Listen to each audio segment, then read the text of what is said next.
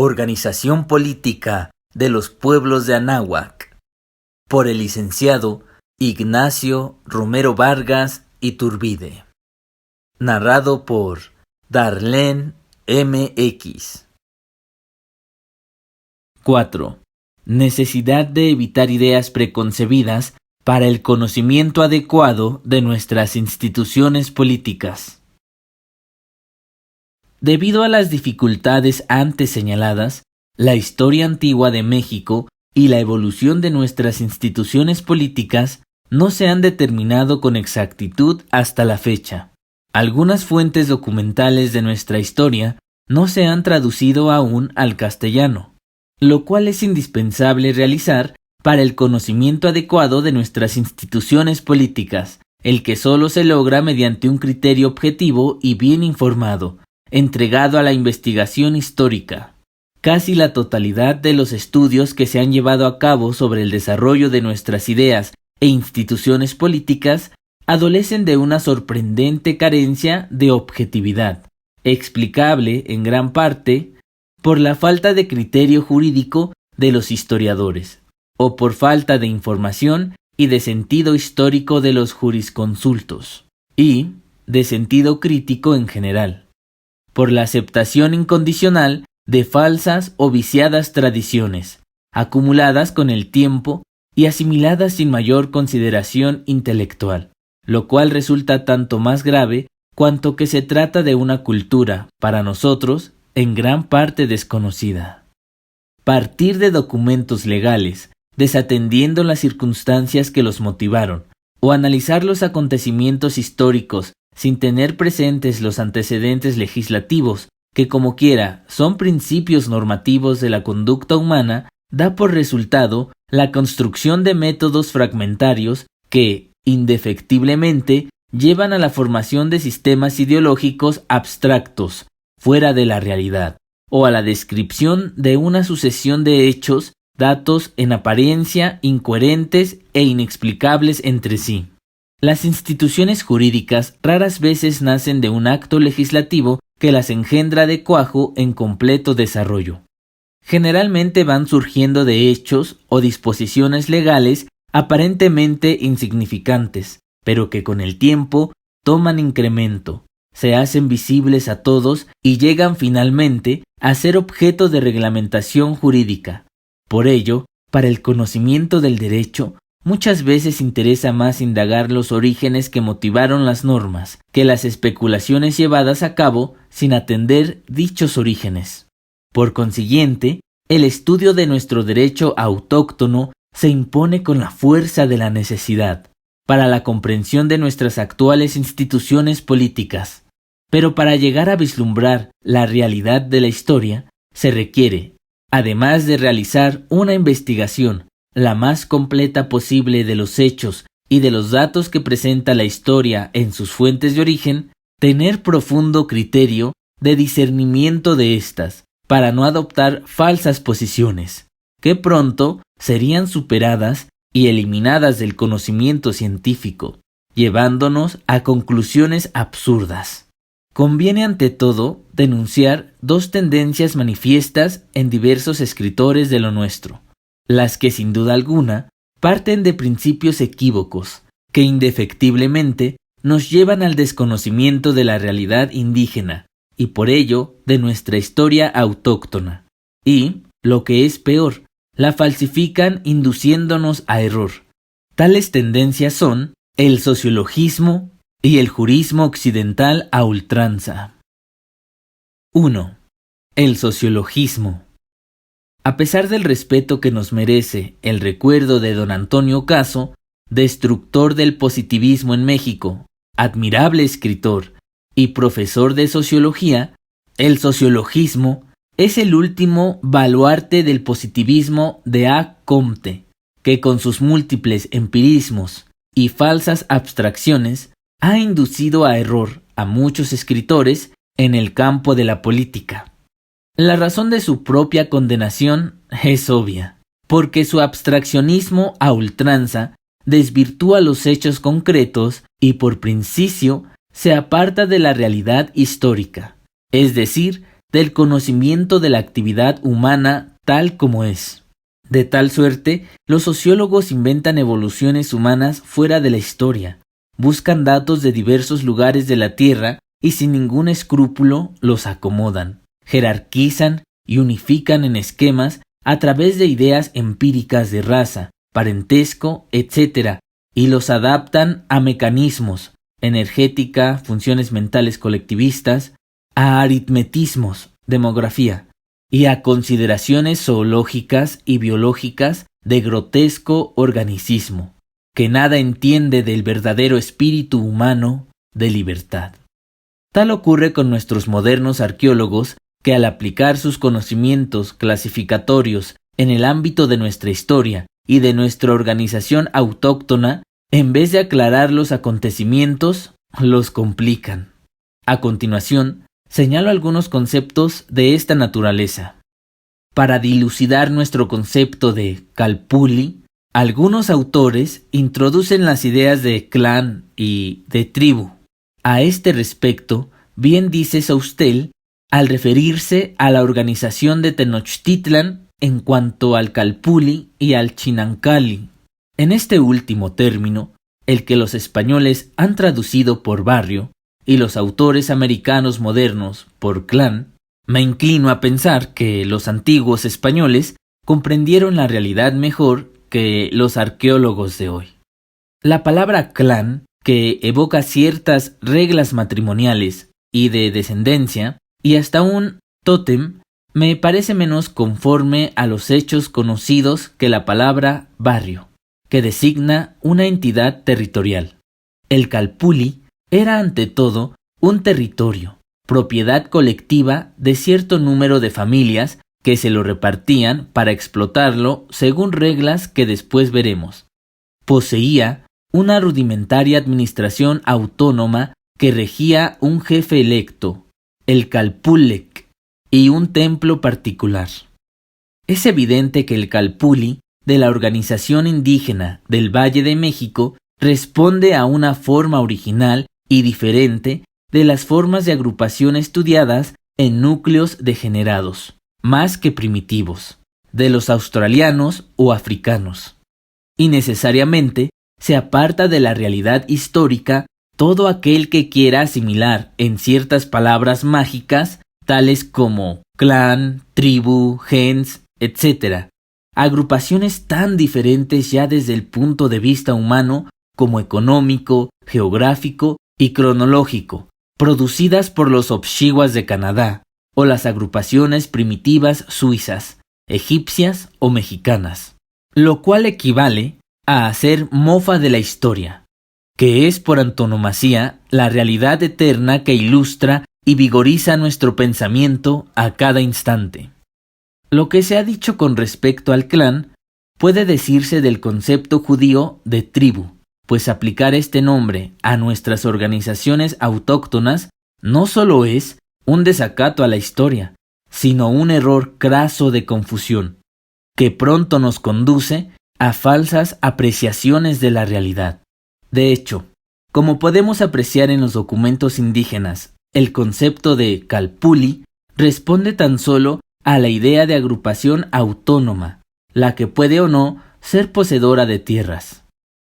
La crónica Mexicayot llama con claridad calpulli a los 7 grupos que constituían la nación mexicana durante la peregrinación, y calpulis se llamaron los barrios grandes, medianos o pequeños que se constituían sobre las tierras donde cada uno de estos grupos se establecía, sea momentáneamente como en Coatepec o definitivamente como en México Tenochtitlan, aunque nosotros, para mejor comprensión del sistema, llamemos Huey Calpulli, Gran Calpulli, a unos, parcialidad a otros, parte de un calpulli, y calpulli a un barrio determinado, chinancali a otro menor, y tlaxilancali a otro tipo de agrupación. Pero de acuerdo con los documentos, no existe una denominación específica y exclusiva para cada uno de estos términos. El jurismo a ultranza. Esta obcecación no es tan solo propia de abogados, sino de todo aquel que pretende encontrar en instituciones ajenas las mismas características de las suyas propias, por lo que no tiene empacho en aplicarles el mismo nombre usado en sus propias instituciones. También lo es del que juzga el contenido de un ordenamiento jurídico extraño o históricamente anterior por los conceptos de su propio derecho positivo vigente. Tal ocurre con muchos investigadores de nuestra historia, que sin fijarse en el alcance de las relaciones políticas de las diversas autoridades en su conjunto y sin reparar en el valor de las palabras originales, inconscientemente les atribuyen una función que no tienen y las califican con nombres que nada tienen que ver con lo expresado, pero que en cambio sienten la satisfacción de haber comprendido algo que ignoraban y que en realidad siguen ignorando. Mucho más fácil es dilucidar la verdad en esta tendencia que en la anterior, ya que obedece a la inconsciencia propia, debida en gran parte a la ignorancia que se tiene de la vida extraña y al poco interés o desdén que se siente por las normas de vida de los demás. En suma, la miopía mental se conjuga en ella con la falta de claridad, y en cambio se enaltecen los principios de orgullo y de la autosuficiencia. Aún sucede en esta tendencia, por reacción, que muchos autores equivocados y con buena intención, por querer enaltecer al pueblo que tratan de describir, le atribuyen instituciones e ideas que jamás tuvieron existencia en la realidad, porque para nada les hubieran hecho falta.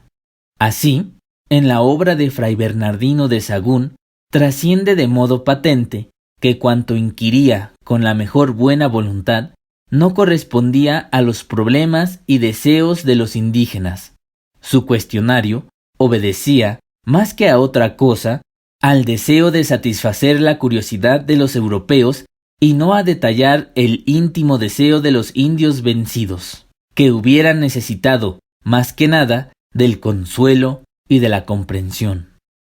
La mayoría de los escritores, cronistas, historiadores, literatos y jurisconsultos pudieran catalogarse en esta categoría, por lo que es indispensable aclarar ciertos conceptos, ya de carácter político, jurídico o filosófico, para destruir prejuicios y penetrar en el conocimiento de la realidad indígena.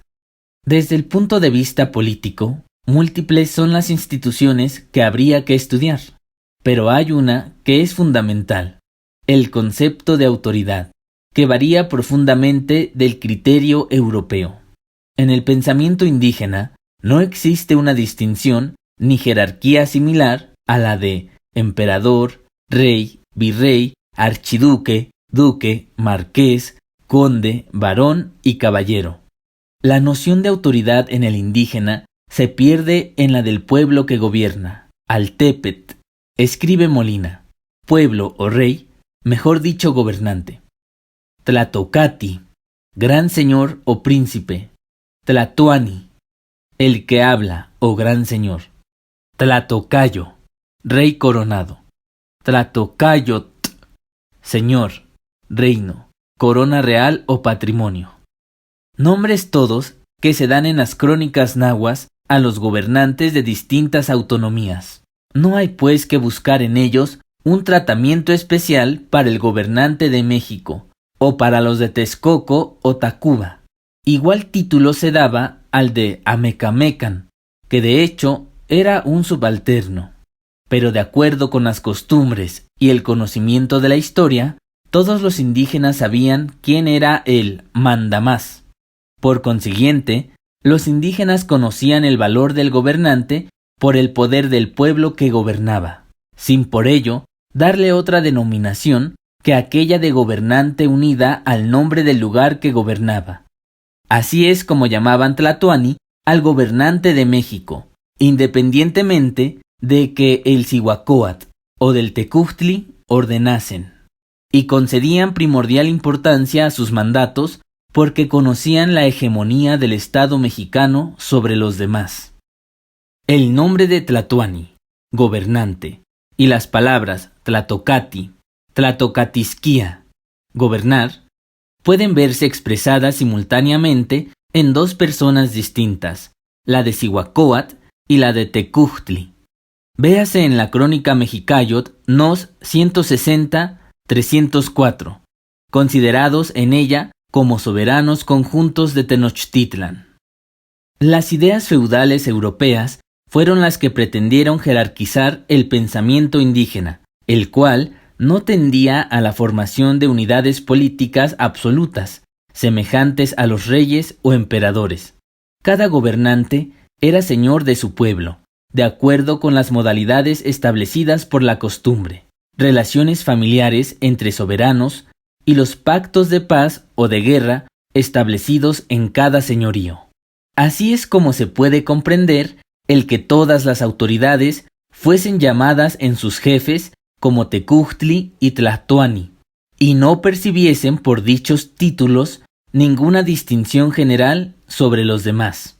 En otros términos, el Tecújtli o el Cihuacóatl de Tenochtitlan eran distintos de los gobernantes de otras partes, no por razón del título que sustentaban, sino por el hecho de serlo de un pueblo que había dominado a otros. Tenochtitlan, de acuerdo con la posición política de dicho pueblo con respecto a los demás. Basta con este ejemplo para aquilatar la importancia que tiene el conservar, en la medida de lo posible, los nombres originales de las funciones políticas para evitar errores en esta materia. Con ello, podemos comprobar hasta qué grado los autores se han dejado llevar por el error, aplicando sus propias ideas y conceptos a instituciones del todo diferentes, falseando de la suerte la realidad histórica. Desde el punto de vista netamente jurídico, ocurre lo mismo. Es de considerar que el derecho persigue propósitos en consonancia con las necesidades de cada comunidad autónoma en donde rige, y por consiguiente no está en función de problemas no previstos o ajenos a sus determinaciones, en cuanto al pueblo, tiempo y lugar de las agrupaciones en las que no pretende regir. Por consiguiente, para el estudio del derecho autóctono, nada parece más absurdo que establecer principios de concordancia y paralelismos con el derecho romano o español, y aún con nuestro derecho positivo actual. Si para el conocimiento de nuestro derecho actual es menester recurrir a sus antecedentes históricos, al hacerlo, hay que allegarse a ellos sin prejuicios contemporáneos o extranjeros, para poder ponderar con exactitud la realidad de la antigua legislación y la verdad de su aportación y contribución al desarrollo de nuestro derecho. Pero si por el contrario queremos valorar nuestro pasado con juicios hechos de antemano, tomando como modelo nuestras actuales leyes positivas o las de otros países, por anticipado, nos vedamos el camino del conocimiento de nuestras antiguas instituciones.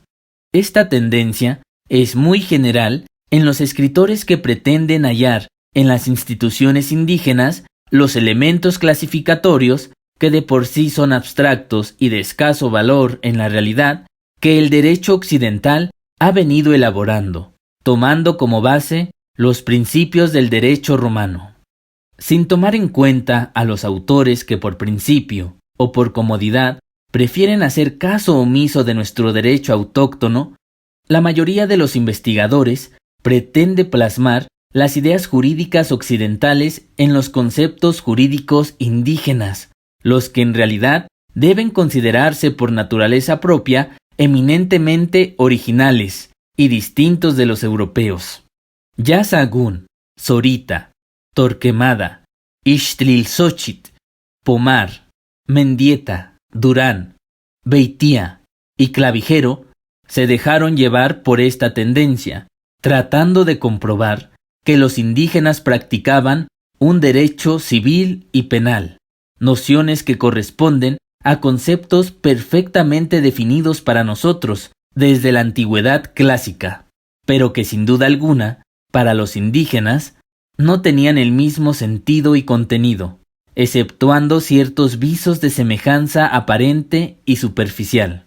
No es de extrañar que con tales antecedentes, esta tendencia haya hecho escuela, con Orozco y Berra al frente, Chavero, Herbert Spencer, el profesor J. Kohler, licenciado Lucio Mendieta y Núñez, el licenciado Manuel M. Moreno, Roque J. Ceballos Novelo, etc., quienes tratan de clasificar el derecho autóctono con las divisiones del derecho romano, público y privado, civil, penal, mercantil, internacional, etc., sin faltar, como lo hace el licenciado Carlos H. Alba Hermosillo, quien realicé un estudio comparado entre el derecho azteca y el derecho positivo contemporáneo mexicano, inclusive escrito en la forma imperativa de una ley y lleno de preceptos que constituyen verdaderas generalizaciones. Estudios todos de gran valor e interés para nosotros, pero que inducen a error en el tratamiento del derecho autóctono, cuyo pensamiento difiere totalmente del europeo. Hechas estas aclaraciones previas, intentaremos a continuación hacer el estudio de la organización política Mexicoacolwa-Tepaneca, con el sincero propósito de que en algo pueda contribuir al esclarecimiento de nuestra historia y al conocimiento de nuestras instituciones políticas.